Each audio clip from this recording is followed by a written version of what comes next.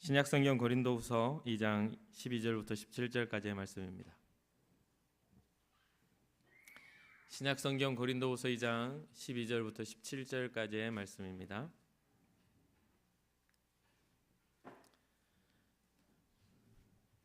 우리 한 절 한 절 교독합시다. 여러분부터 제가 먼저 한 절, 여러분 한 절. 마지막 절은 함께 하겠습니다. 내가 그리스도의 복음을 위하여 두로아에 이름에 주 안에서 문이 내게 열렸으되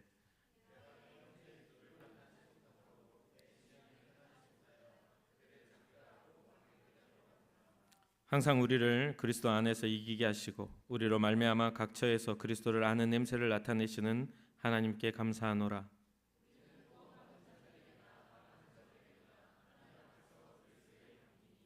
이 사람에게는 사망으로부터 사망에 이르는 냄새요 저 사람에게는 생명으로부터 생명에 이르는 냄새라. 누가 이 일을 감당하리요? 우리는 수많은 사람들처럼 하나님의 말씀을 혼잡하게 하지 아니하고 곧 순전함으로 하나님께 받은 것 같이 하나님 앞에서와 그리스도 안에서 말하노라. 아멘. 아멘. 고백합시다. 주님, 제가 여기 있습니다. 한번 옆 사람 보면서 축복합시다. 주님, 제 옆 사람도 여기 있습니다. 축복해 주세요. 네, 끝까지 해주세요. 끝까지. 주님, 죄송해요 이렇게 하지 말고. 우리 공동체의 고백입니다. 우리는 예수님의 사람입니다. 우리는 예수님 안에 있습니다. 우리의 삶에는 예수님의 흔적이 있습니다. 아멘. 아멘. 진짜 우리가 주님의 사람으로 주님 안에서 살면서 우리 삶에 주님의 흔적이 남기를 소망합니다. 아멘. 오늘 우리 말씀 한번 잠시 보겠습니다. 고린도후서 2장 말씀인데, 고린도후서는 바울이 3차 전도 여행 가운데 쓴 그런 편지입니다.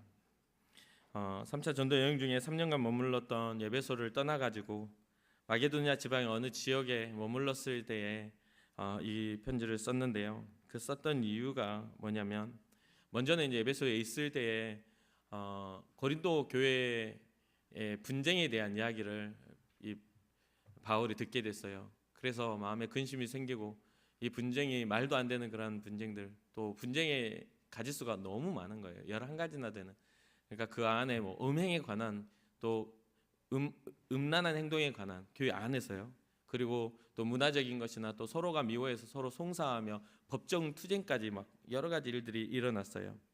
결국엔 그 안에 싸움이 막 일어난 거죠. 11가지의 문제를 가지고요. 그 이야기를 듣고서 이 바울이 고린도 전서를 썼어요.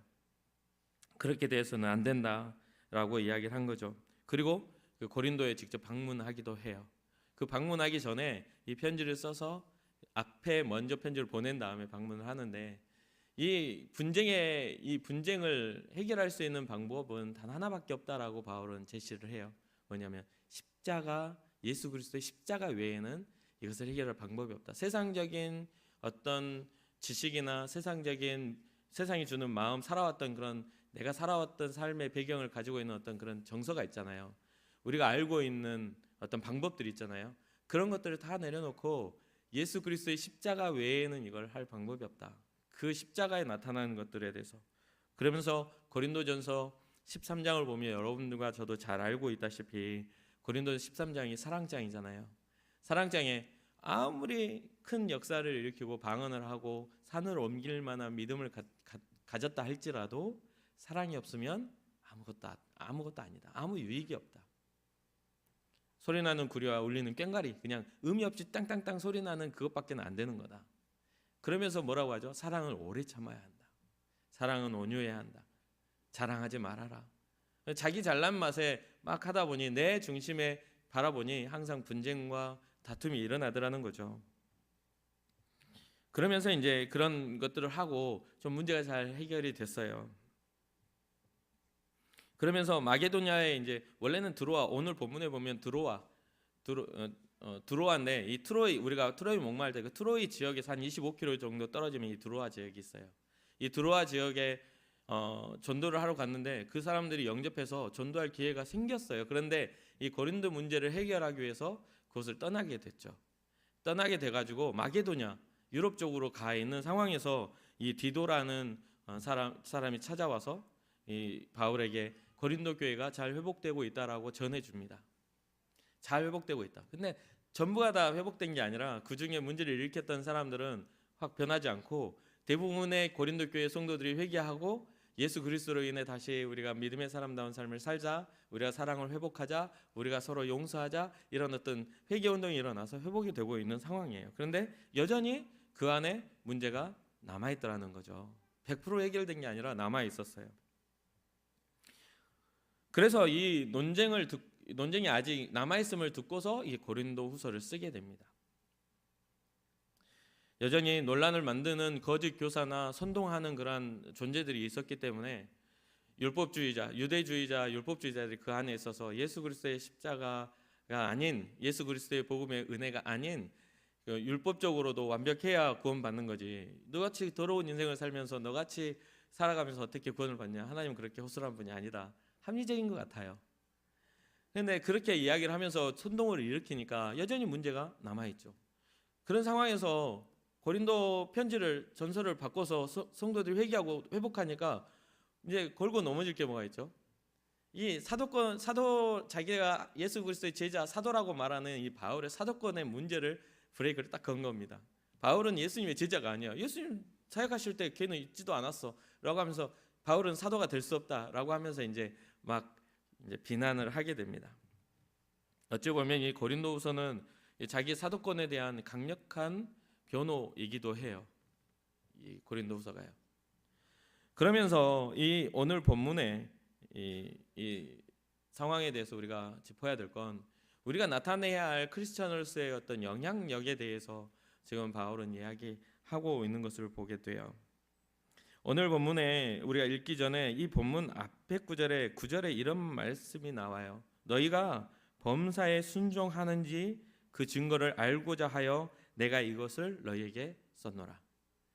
범사에 순종하는지 그것을, 그 증거가 너희들에게 있는지를 확인하려고 이걸 썼다 라고 이야기를 해요.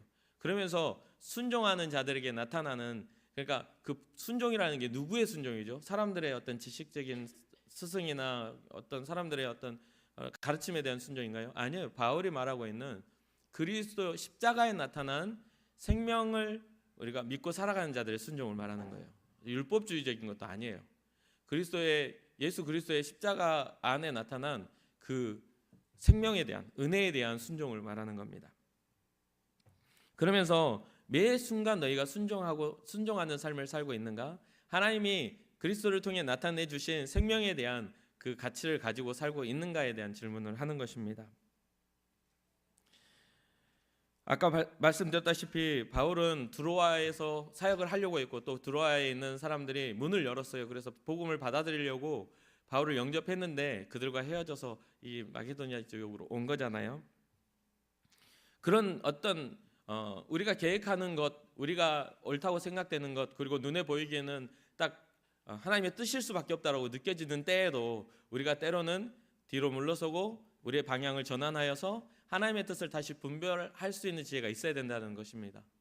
뭔가 우리는 잘못된 생각이 뭐냐면 A 아니면 B라는 어떤 흑백 논리의 그 사고를 가지고 살아요. 그래서 어떤 우리가 기도를 할 때에도 이렇게 안 되면 안 된다라는 기도를 할 때가 많아요.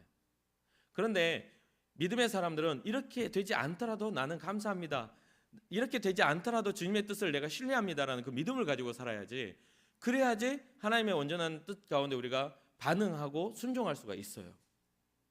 내가 정해버린 그 답 가운데 거기서 벗어나질 못하면 하나님이 말씀하셔도 내가 생각하기에는 아닌 것 같다고 해버리면 더 이상 순종은 이루어지지 않겠죠. 주님의 뜻에 민감하게 주님의 뜻을 정말 물어볼 수 있는 여러분과 또 제가 되었으면 좋겠습니다.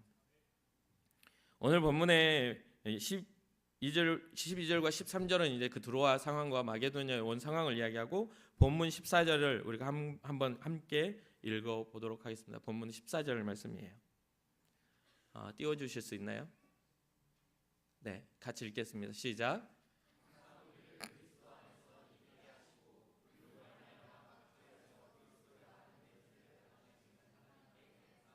아멘, 아멘. 여기서 우리가 포인트를 잡아야 될 게 그리스도 안에서 이기는 자가 되어야 된다는 거예요. 그죠? 절대로 다른 것에서 밝은 자가 아닌 그리스도 안에서 이겨내시기를 주님의 이름으로 축원합니다.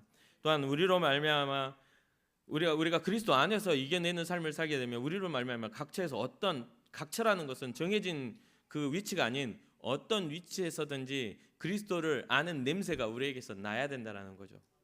그리스도인으로서의 우리의 증거들이 그 위치와 상황에 상관없이 항상 크리스찬의 모습이 드러나야 된다라는 것을 바울은 이야기하고 있어요.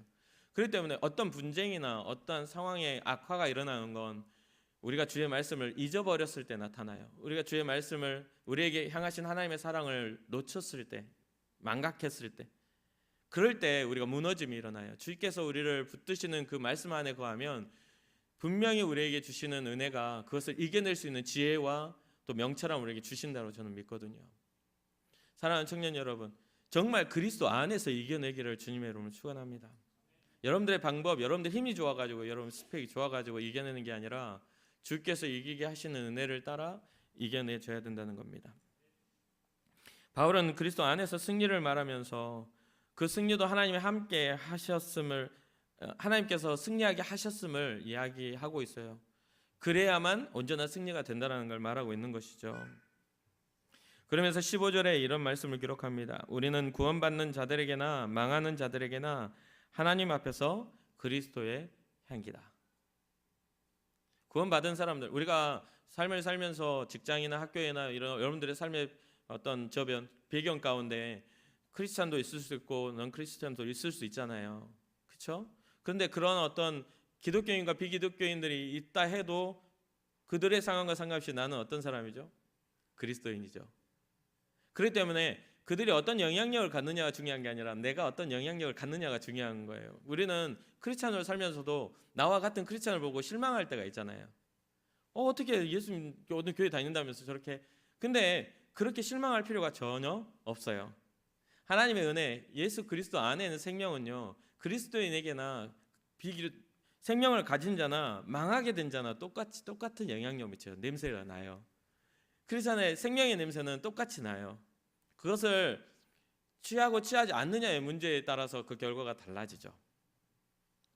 지난주에 신방을 하다 보니 어떤 청년과 만나서 식사를 하다가 어떤 음식을 좋아하냐는 그런 질문을 하게 됐어요. 그런데 여러분도 이제 저랑 이제 신방을 하자 뭐 하자 하면 그런 질문을 받을 거예요. 뭘 먹을지 생각해 오라고. 왜냐하면 저는 먹는 거에 대한 말씀드리지만 먹는 거에 대한 어떤 큰 욕망이 없어요. 그래서 그냥 먹으면 먹는다 이런 생각을 가지고 살아가요. 좀 더 맛있으면 좀 더 맛있네, 좀 더 맛있으면 좀 더 맛없네 이 정도면 돼요.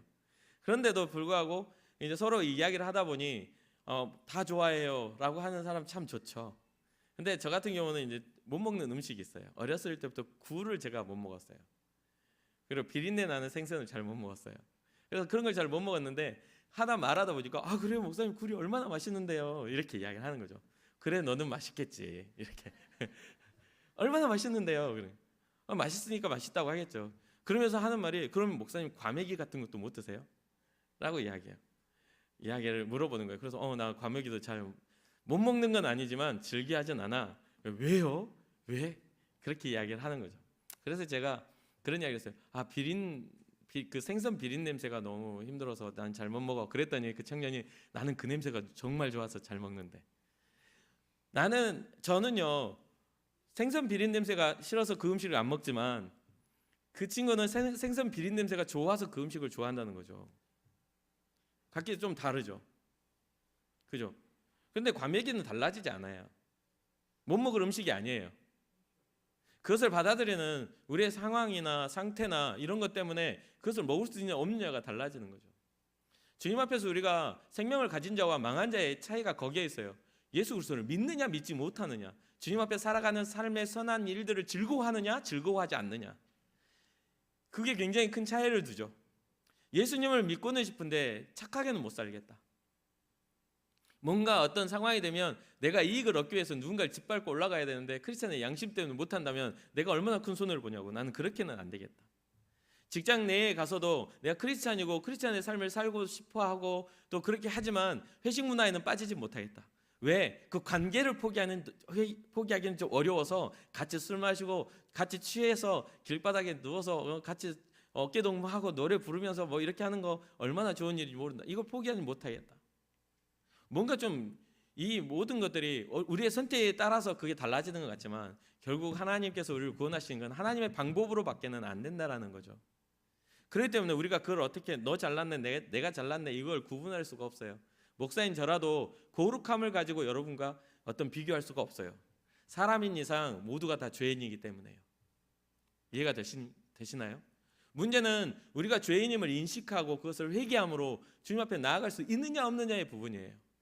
우리에게 주어진 구원의 길은 주어져 있지만 그것을 선택한 선택권도 우리에게 주어 주셨다는 거예요. 하나님이. 무슨 말인지 알겠죠? 똑같은 비슷한 이야기예요. 얼마 전에 어떤 매장을 갔는데요. 물건을 샀다가 밖으로 그 매장을 갔는데 그 물건을 바꾸려고 이렇게 있었어요. 그런데 어떤 한 자매님이 제 앞을 딱 지나가는데 향수를 굉장히 뭐 향수인지 화장품인지 모르겠지만 굉장히 아주 그 향긋한 향을 뿌렸는지 지나갔는데 제가 그 향을 맡고 어지러워가지고 이렇게 휘청거렸어요. 저에게는 맞지 않는 향인 거죠. 어지러운 거예요. 그래서 그분이 이쪽으로 오면 저는 저쪽으로 가고 이게 그걸 물건을 보는 내도록 그게 신경 쓰여가지고 이렇게 피해 다녔어요, 제가. 그런데 그걸 뿌릴 때에는 어떤 게 있죠? 이게 향기를 맡았을 때 향수를 선택할 때 누구나 그래요. 팔에 뿌려서 냄새를 맡아보고 나에게 맞는지 안 맞는지 먼저 보죠. 그는 그에게 이 향이 잘 맞는다 생각하고 뿌린 거예요. 그 수많은 공간 안에 여러 명 있지만 많은 사람들이 있지만 그 향기를 맡고 어지러운 사람은 나밖에 없었을지도 몰라요. 그죠? 그런데 그 향기가 잘못된 건가요? 아니죠. 그것이 맞는 것과 맞지 않는 것들의 차이가 있는 거잖아요. 그죠? 근데 여기서 무슨 말을 하려고 하냐면 우리가 인생을 살아가며 모든 선택하는 선택 안에는 여러 다양함이 있어요. 그 다양함 속에 뭔가를 선택하고 그것이 진실이 되기도 하고 저같이 그게 싫어서 피해지기도 해요. 그런데 놀라운 건 뭐냐면 하나님 앞에 주어진 생명의 향기에는 다양함을 인정하지 않아요. 모두가 하나처럼 취급해요.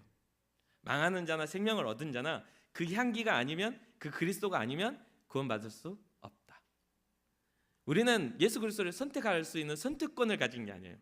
그 선택에는 단 두 가지밖에 존재 않아요. 주님을 선택하면 구원을 받고 주님을 거절하고 떠나가면 심판을 받는다는 게 성경의 진리이죠. 그러면 어떠한 방법으로 우리는 너무나 다양하게 여러 가지 선택할 수 있는데 어떠한 방법으로 그럼 우리는 살아가야 합니까? 나는 날마다 손해봐야 하고 나는 날마다 그거에 대해서 갈등하고 괴로워해야 합니까? 그렇게 해야죠. 가치 있는 것이 무엇이냐에 따라 다른 거 아닐까요? 가치 있는 게 무엇이냐에 따라. 그러면 그것을 감수할 수 있는 그런 방법들, 그보다 더 큰 가치를 부여했을 때예요. 여기서 말하는 일반적인, 그러니까 음식을 선택하는 건 일반적 가치예요. 향기를 선택하는 것도, 냄새를 선택하는 것도 일반적 가치예요. 그러나 성경이 말하고 있는 이 선택은요, 고린도 교회가 가지고 있는 다양성을 인정하는 게 아니라 그 다양성으로 접근하지 말고 오직 한 가지 진리로 접근하라고 성경은 이야기하고 있다는 거예요. 진리로 접근하라. 너희들이 가지고 있는 성격과 다양함과 가지고 살아왔던 배경을 가지고 주님 앞에 나오지 말고 그것을 창조하시고 그것을 우리에게 허락하신 하나님의 그 주권 아래 그 가치를 인정하고 그 앞으로 나아오라. 그 주권이 모여서 생명이 된 게 바로 예수 그리스도다라고 말하고 있는 거예요. 그래서 뭐라고 말하냐면 십자가의 도가 멸망하는 자들에게는 미련한 것으로 보이지만 구원을 얻는 우리에게는 하나님의 능력이 된다라고 말하는 그 이유예요. 여러분 약간 헷갈릴 수가 있어요. 목사님이 왜 뭔가 다양함을 이야기하다가 갑자기 하나의 어떤 주제로 갈까? 그런데 성경은 끊임없이 다른 이름을 우리에게 주신 적이 없다. 오직 예수 그리스도의 이름밖에는 우리를 구원하실 이름이 없다라고 말하고 있다는 거죠. 다양함은 인정은 해요. 이해는 돼요. 그렇죠. 다양함이 이해되지 않을 수가 없어요. 다 다양하게 생겼고 다 추구하는 바가 달라요. 그런데 우리가 다양하게 생겼다고 해서 다양한 영향을 받는 건 아니잖아요. 하늘에 태양이 떠 있을 때 우리가 위치가 다르다고 해서 태양의 역할이 달라지나요? 안 달라져요. 다른 나라라고 해서 햇볕이 없이도 다 잘 자라고 햇볕이 없이도 따뜻하게 사나요? 그렇지 않잖아요. 다양함 안에 일반성 안에 있는 게 아니라 이건 특수성 안에 있는 거예요. 믿음으로 인한 구원은요, 여러분들이 알고 있는 상식 안에 그 안에 가두지 말라는 이야기를 하고 싶은 거예요. 여러분들이 생각하고는 그 상식 안에 믿음을 가두지 말고 하나님이 원하시는 믿음을 바라보며 나아가라고 말씀드리고 있는 것입니다. 그래서 가끔 우리가 그런 생각을, 왜 다양함을 이야기하냐면요, 이 이야기를 하고 싶어서 그래요. 여러분들이 10년을 다니고 5년을 다니고 이제 막 초신자로 교회를 나오기도 하고 예수님에 대해 잘 모르는 청년도 있고, 어렸을 때부터 엄마 무릎에 앉아가지고 예수님을 배워온 청년들도 분명히 있을 거예요. 그러다 보니까 어떤 일이 생겨나냐면, 저도 그런 오류 가운데 있었는데, 좀 더 오랫동안 다닌 게 믿음인 것처럼 이게 오해하는 청년들이나 신앙자들 생겨나는 거예요. 조금 더 오래된 신앙을 묵은 신자인 것처럼, 자기 스스로를 묵혀진 신자인 것처럼 자기를 느끼는, 그래서 어떤 이야기를 하냐면 나도 저 일은 해봤어라고 말하는 그런 사람들이 생겨나더라는 거죠. 나도 옛날에는 뭐 임원 해봤어. 이제 임원이 바뀌었으니까 우리 전 회장님은 나도 옛날에 회장 출신이라면서 나중에 알아요? 타락하고 병들어서 술 취해서 길에 누워있을지. 어딨어?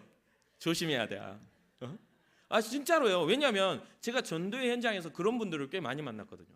나도 옛날에는 청년에서 얼마나 열심히 한지 몰라. 나도 옛날에는 하나님 앞에 얼마나 열심히 기도했는지 몰라. 100일 작정 기도도 했었고 또 뭐 특별 새벽 기도도 했었어라고 했던 사람들이, 또 여러분들 가운데 그런 사람이 있는지 모르겠지만 나를 전도해 왔는데 세월이 지나 보니까 그 사람은 교회를 안 다녀. 그런 경우들이 굉장히 많더라는 거죠. 신앙이라는 것이 그 일반성 안에 들어가서 살다 보면 물타기식으로 신앙이 꺾일 수도 있다는 거예요. 그러나 우리가 꺾이지 않는 신앙을 하려면 나의 인생을 구원하실 이는 오직 하나님밖에 없다라는 하나님 유일의 신앙을 갖지 않으면 안 되더라는 이야기예요. 오직 예수 그리스도만이 우리의 생명이요, 오직 예수 그리스도만이 나의 구원자시다라는 그냥 일반 상식이 아닌 더 업그레이드된 하나님의 상식으로 우리가 세상을 바라봐야만 우리의 신앙을 지킬 수가 있더라는 거죠. 고난 중에도 어떤 사람들은 사람의 어떤 상담을 받고 사람의 위로를 받기를 원해요. 근데 그 사람의 상담과 사람의 위로는 그 사람이 있을 때나 영향을 미쳐요. 그리고 근본적인 해결이 되지 않을 때가 많죠. 그러나 우리 믿는 자들의 소망은요, 하나님이 일하시면 근본을 해결해 주신다라는 믿음을 갖는 것입니다. 하나님이 말씀하시면 모든 근본이 바뀔 수 있다는 거예요. 우리를 창조하신 이가 우리를 바꾸실 수 있다는 것입니다. 그래서 16절에 이런 기록을 합니다. 이 사람에게는 사망으로부터 사망에 이르는 냄새요, 저 사람에게는 생명으로부터 생명에 이르는 냄새라. 누가 이 일을 감당하리요? 라고 이야기를 해요. 아까 방금 회장 이야기를 우스갯소리를 했지만 우리가 좀 더 먼저 나와서 어쩌면 찬양팀 앞에 서고 뭔가 사역을 하고 뭔가 사역팀에 뭐 들어가서 뭔가를 한다고 해서 여러분들의 믿음이 급성장하는 게 아니에요. 여러분들의 믿음이 큰 것도 아니고요. 그것은 우리가 보여질 때 그렇게 보여지는 거죠. 진짜 믿음은 내가 하나님을 각처 어디에 있든지 내가 하나님을 신뢰하는가에 대한 양심에 달려있는 거더라고요. 나의 신앙의 양심 가운데 그게 달려있어요. 누구를 만나든 어떤 상황에 처하든 주님의 이름을 부를 수 있는 사람들이 믿음의 사람들입니다. 아멘. 그렇기 때문에 여러분들의 삶을 통해서 예수 그리스도 안에서 여러분들의 향기가 나타나기를 주님의 이름으로 축원합니다. 그래서 여러분들을 통해서는 생명에 이르는 냄새가 나타나는 거죠. 생명에 이르는 냄새.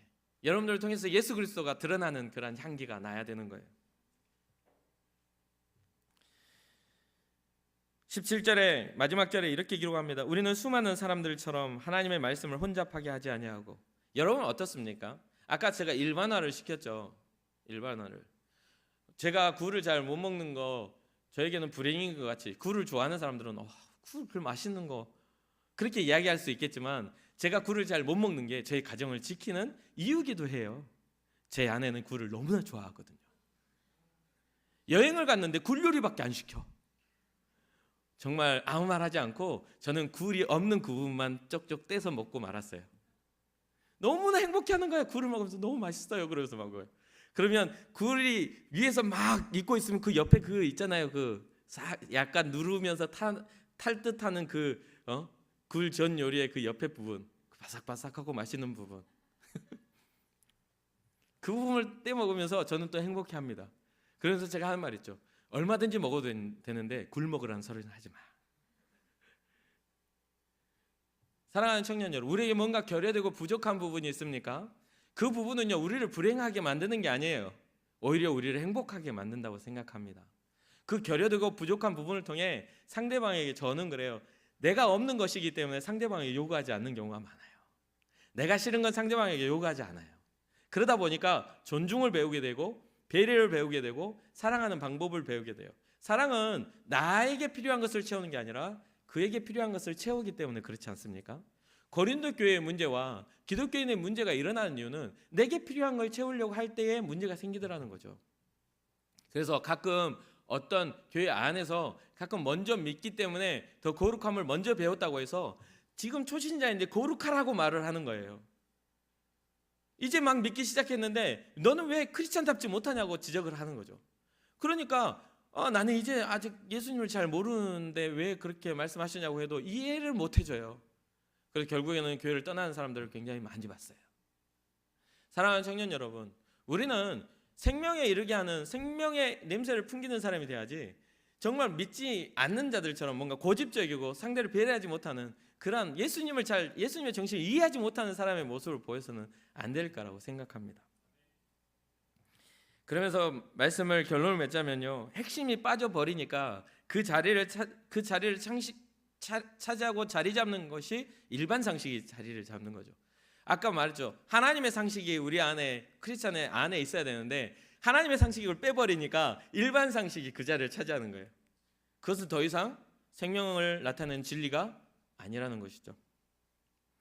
예수님의 이름 가운데 있는 그 핵심은 무엇입니까?